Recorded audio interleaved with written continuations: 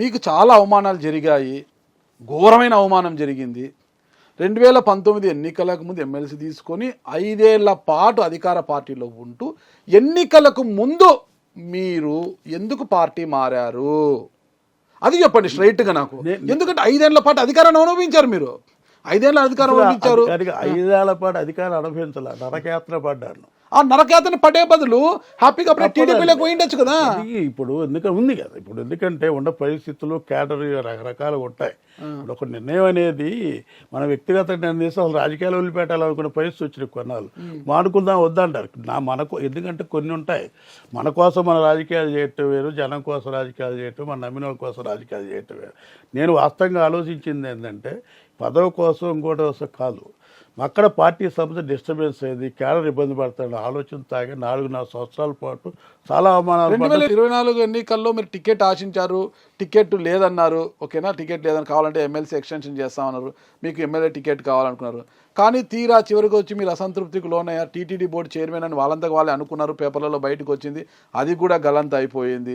దాంతో సగం అసంతృప్తి. చివరి నిమిషంలో మీతో ఎరపతినేని గారు కావచ్చు, లావు కృష్ణదేవరాయలు గారు కావచ్చు ఫోన్లో మాట్లాడారు. మీ కుమారుని పిలిపించుకొని, జెడ్పీటీసీ అయిన మీ కుమారుని పిలిపించుకొని మాట్లాడడం జరిగింది. మాకు సపోర్ట్ చేసి మా పార్టీలోకి వస్తే ఎమ్మెల్సీని ఎక్స్టెన్షన్ చేస్తాం, ఎమ్మెల్సీని కంటిన్యూ చేస్తాం, మేము వచ్చిన తర్వాత టీటీడీ బోర్డు మెంబర్ ఇస్తాము, 3.5 కోట్ల రూపాయలు క్యాష్ ఇస్తాము ఇప్పటికిప్పుడు అనేసి రాయబారాలు జరిపిన తర్వాతనే మీరు పార్టీలోకి పోయారు.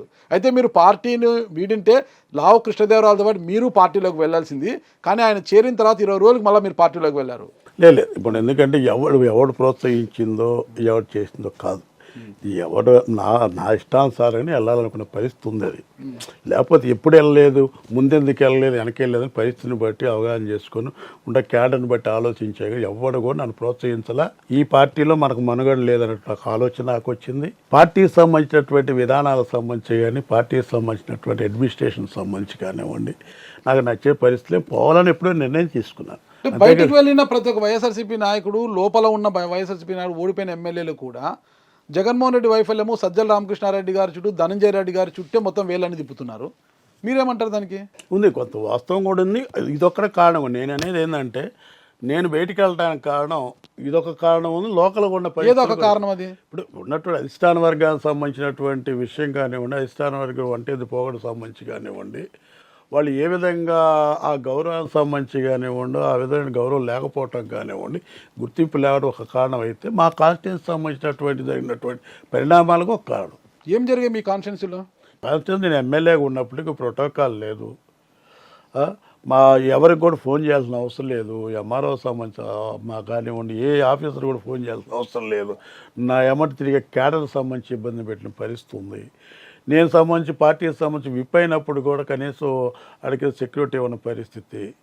ఏదైనా ఏదైనా అఫీషియల్ ఎమ్మెల్సీ విప్ ఇచ్చిన తర్వాత వైఎస్ఆర్ కాంగ్రెస్ అధికారంలోకి విప్ ఇచ్చారు మీకు, అప్పుడు ర్యాలీ చేయాలని చూస్తే ఆ ర్యాలీని అడ్డుకుంది ఎవరు? ఎమ్మెల్యే అడ్డుకున్నాడు. ఆ ర్యాలీని అడ్డుకోవటం కూడా కాదు, ర్యాలీకి రావద్దని కూడా చెప్పిన పరిస్థితి ఎమ్మెల్యేగా ఉంది. మరి ఇవన్నీ అధిష్టాన వర్గం దృష్టికి తీసుకెళ్ళినప్పుడు దాని మీద ఆయన చర్యలు తీసుకోవాలి కదా, తెలుసు కదా. మీకు ఇంత అవగాహన ఉంది, పార్టీ మిమ్మల్ని అవమానం చేస్తుందని గ్రహించారు. మరి మీ సామాజిక వర్గానికి చెందిన ఒక యువ నాయకుడి విషయంలో మీరెందుకు అంత వ్యతిరేకంగా వ్యవహరించారంట?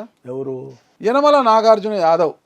యనమల నాగార్జున యాదవ్కి నరసరావుపేట ఎంపీ అభ్యర్థిగా ప్రకటిస్తామంటే మీరు జగన్ గారి దగ్గరికి వెళ్ళి ఆ కుర్రాడికి గిన ఎంపీ టికెట్ ఇస్తే నేను పార్టీని వీడి వెళ్ళిపోతాను, ఆ కుర్రాడికి ఏంటి టికెట్ ఇవ్వడం ఏంటి అని మీరు జగన్ గారి దృష్టికి తీసుకెళ్లారు అని. జగన్ గారికి కలిసిన పాపానే పోలే, నాకు ఇంటర్వ్యూ ఇచ్చిన పాపానే లేదు.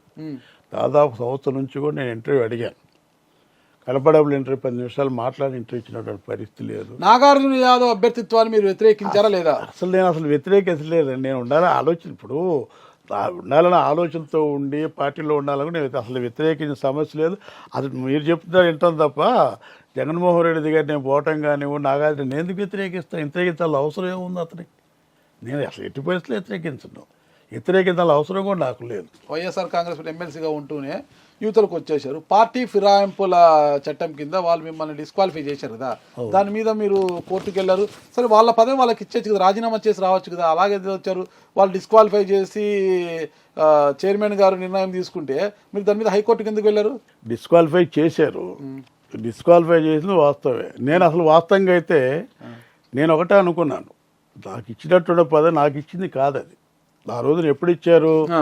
2019 బిఫోర్ సంబంధించినటువంటి బీసీకి సంబంధించినటువంటి బీసీ గర్జనలో నాకు ఇచ్చినటువంటి పదవి అది. ఆ. అది బీసీలు తీసి ఇచ్చినటువంటి పదవి కానివ్వండి, నన్ను చూసి ఇచ్చిన పదవి కాదు అది. నా ప్రభావం కూడా ఉంది. అంటే ఎమ్మెల్సీగా ఒక బీసీ నాయకుడిగా మీకు ఇచ్చారండి. మీరు ఆ పార్టీ నుంచి ఇంకొక పార్టీకి వెళ్ళేటప్పుడు రాజీనామా చేసి వెళ్ళిపోవడం అనేది రివాజు. కొంతమంది ఎమ్మెల్సీలు అట్లా రాజీనామా చేసి మరీ పార్టీలోకి వచ్చారు. శ్రీరామచంద్రయ్య గారు కావచ్చు, మహమ్మద్ ఇక్బాల్ గారు కావచ్చు, వీళ్ళంతా రాజీనామాలు చేసే పార్టీ మారారు. మీరు ఎందుకు వెళ్ళాలనుకున్నప్పుడు రాజీనామా చేసి ఎందుకు పార్టీ ఫిరాయించలేదు? మీరు చేసే పరిస్థితి లేదు అప్పుడు. ఆ రోజున్న పరిస్థితి ఆలోచిస్తున్నాం.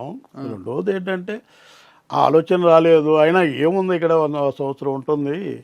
రెండవది అనేక మంది ఫిరాయింపులు జరిగాయి కదా, వీళ్ళ మీద యాక్చువల్లీ జనరల్గా ఉంటుంది అనుకున్నాం, కానీ ఇంత కక్షపూర్తిగా నన్ను సస్పెండ్ చేస్తారని నేను అనుకోలేదు. సరే, వాళ్ళు కక్షపూరితంగా సస్పెండ్ చేశారు, మీరు ఎందుకు కోర్టుకు వెళ్ళారు?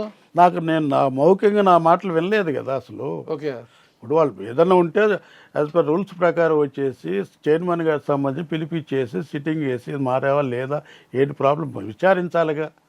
ఏదో నోటీసులు ఇచ్చారు కానీ నా మాట మౌఖికంగా వచ్చేసి నాతో మాట్లాడి ఇద్దరి విషయాలు. అందుకనే నేను వెళ్ళాను. నాతో మాట్లాడకుండా సస్పెండ్ చేశారు. నా మాటలు వినాలా, నేను చెప్పేది వినాలా, నేను ఎందుకు వెళ్ళానో లేదో మరి ఇది కరెక్టో కాదని విచారణ చేయాల్సిన అవసరం ఉంది. కాబట్టి నేను నా మాటలు వెళ్ళలేదు కానీ నేను కోర్టుకు వెళ్ళాను. ఓకే, మీరు పార్టీ నుంచి వెళ్ళిపోతున్నారని తెలిసిన సమయంలో జగన్మోహన్ రెడ్డి గారు మిమ్మల్ని పిలిపించి మాట్లాడారా లేదా? మాట్లాడలేదు. సజ్జల రామకృష్ణారెడ్డి గారు ఎవరు మాట్లాడలేదు. జల్లకు ఫోన్ చేశారంటే కానీ నాతో మనకు ఎవరు మాట్లాడిన పరిస్థితి లేదు. మీరు పూజకు పనికిరాని పువ్వు అనుకున్నారా? ఏమనుకున్నారు మాకే తెలుసు.